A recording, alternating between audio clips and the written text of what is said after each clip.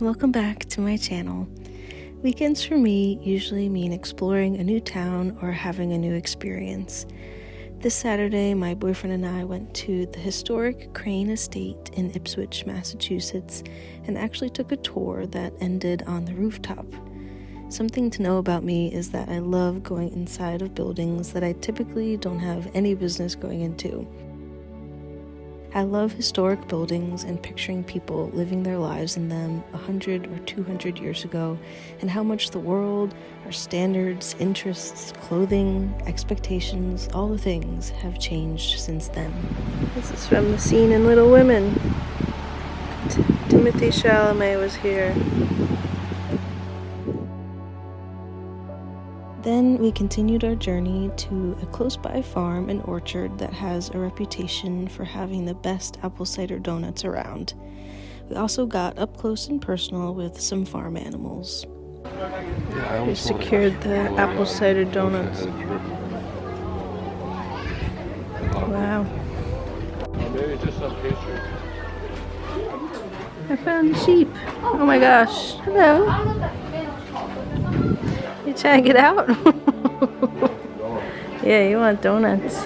I'm trying to look at the sheep.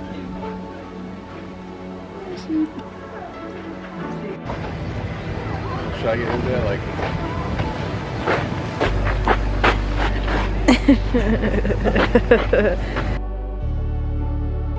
It's a new day. Tonight is exciting because me, my sister, and my niece, Sadie, are going to the Taylor Swift Eras movie. I'm so excited. We could not get tickets, like many people, and this is the next best thing.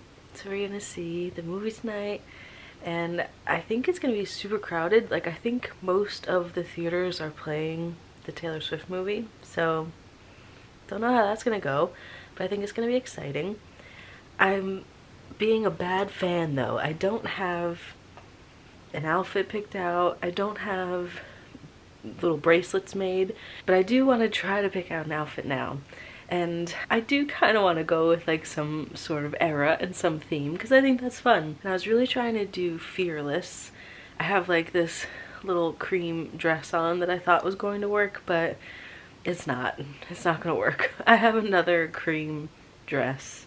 I don't know why cream dresses make me think of Fearless. I feel like she's wearing like a whitish dress and her hair is like wavy and curly in the Fearless era on like the Fearless album cover, I want to say. But anyway, I do have like a bright pink top I could wear, a little bright pink sweater that's more like a Lover era theme, but that isn't my favorite album. I'm like a old Taylor Swift person plus like Folklore and Evermore. I like those albums the best. Not that I don't like the others, but just I like those the best. So I'm gonna try to find a Fearless outfit if I can. But if not, I'm just gonna go as me, and that's just gonna have to work. But I'm so excited. So that I'm gonna leave in an hour for that, and I can't wait. And I'll try to show you some things. I don't know what their deal is with cameras and phones. I mean, usually in the movie theater you're not allowed to film anything, so anyway, I will update you on how it goes. I'm sure it's gonna be amazing. So excited. Okay, I picked out my outfit. I don't have a full-length mirror, so I can't show you super well, but I'm wearing like a little cream long sleeve dress with black boots. I don't have, can you see? I don't have cowboy boots, but these are the closest thing I have. So some black boots, a dress, can you see? And then as a little, because it's chilly out and the dress doesn't look like super great on its own. It needs like a little something else. So over top is this little sweatshirt that I just got that says Manhattan, New York City, as a little nod to her Welcome to New York song from the 1989 album that just came out again. So I think that's gonna be my outfit.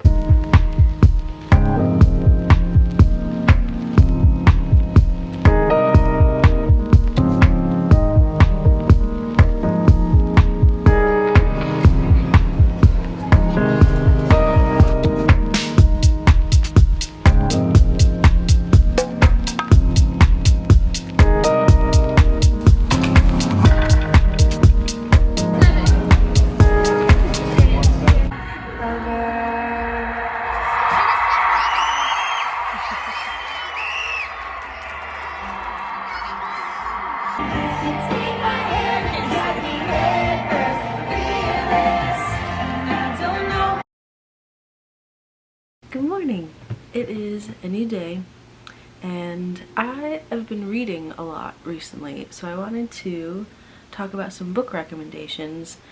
But before I do that, I also need to talk about public libraries because public libraries are just the greatest thing, and I'm being reminded of that now because I moved recently. One of the first things I did was I went to the library and I got a library card, and I used to not always use the library because I felt like I wanted to keep the book. Like, what if I really loved it and I wanted to have it as like a reference?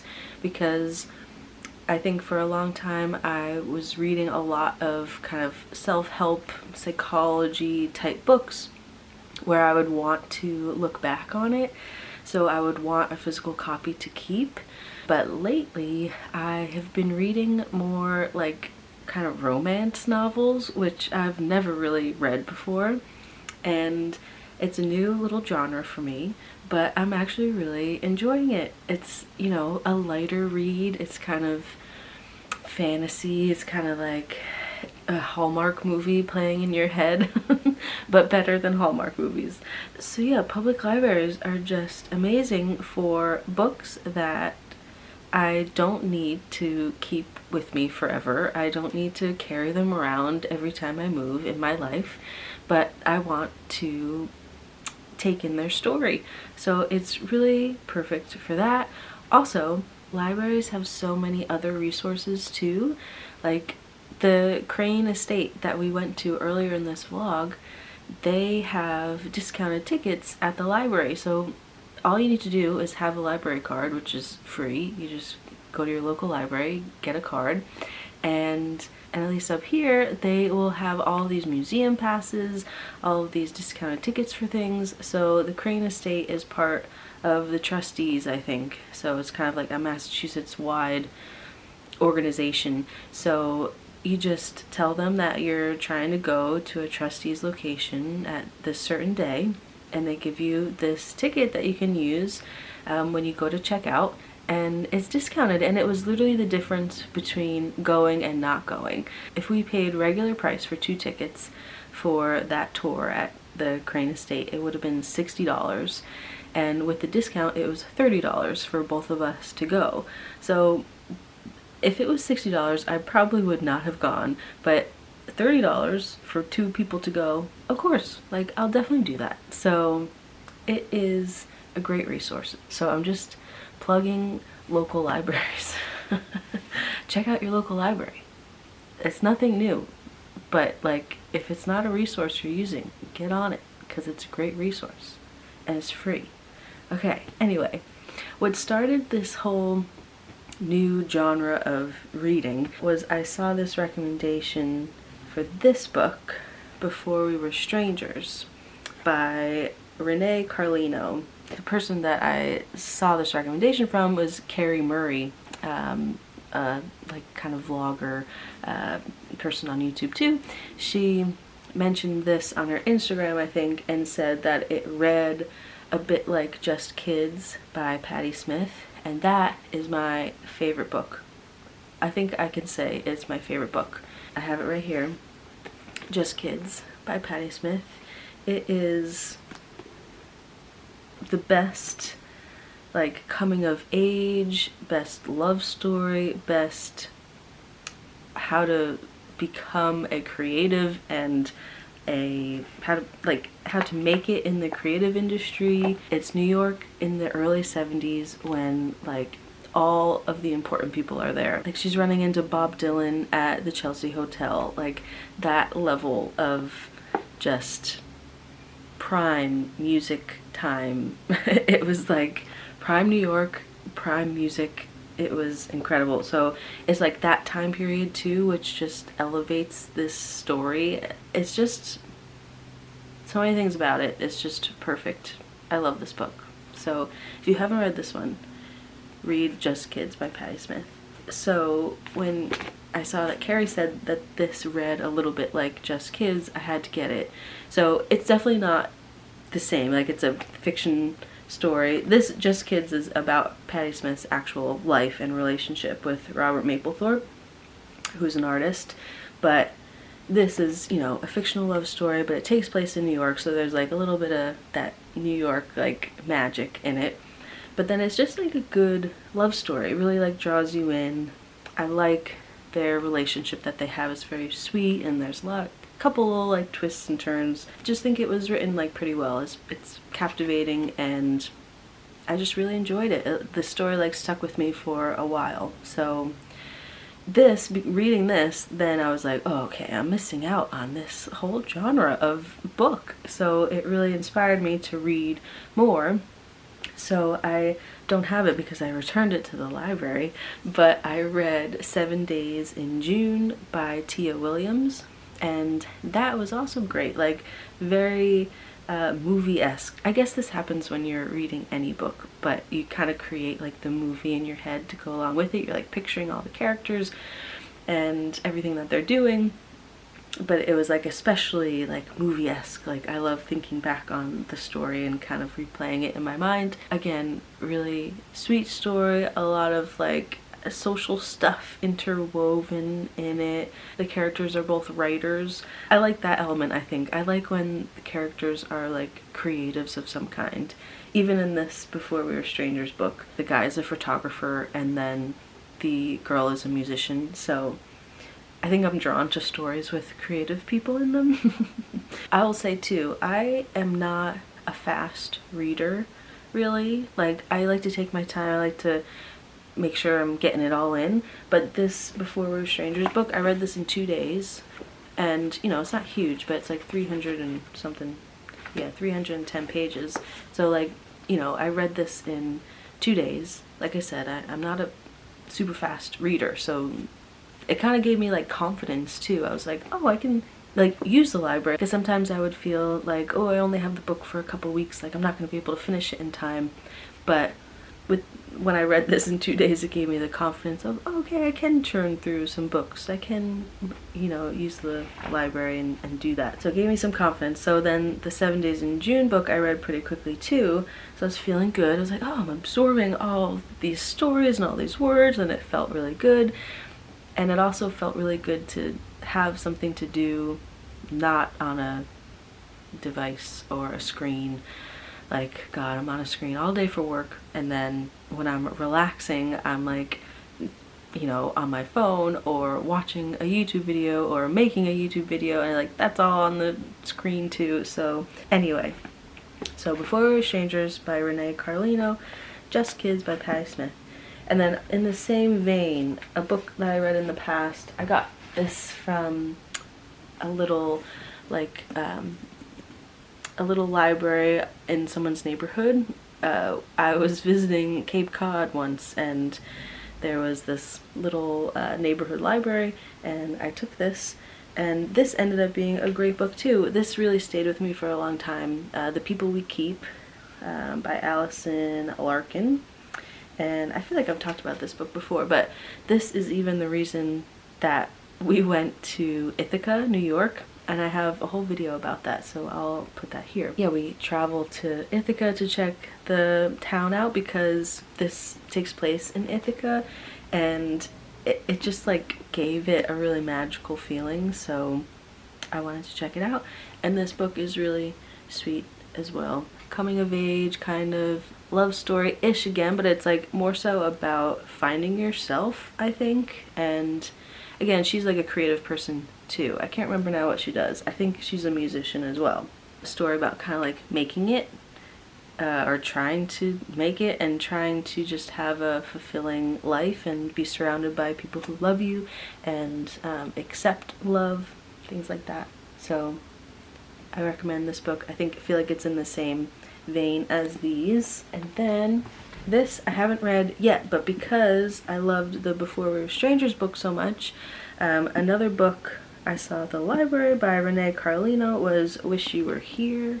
So I haven't read this yet, but I'm excited to. They only had the large print edition, so the words are really big, but that's fine, and I'm going to read this soon. So this is up next. And then last one I wanted to mention, just because it's been lingering for so long. I've been trying to finish this for a very long time.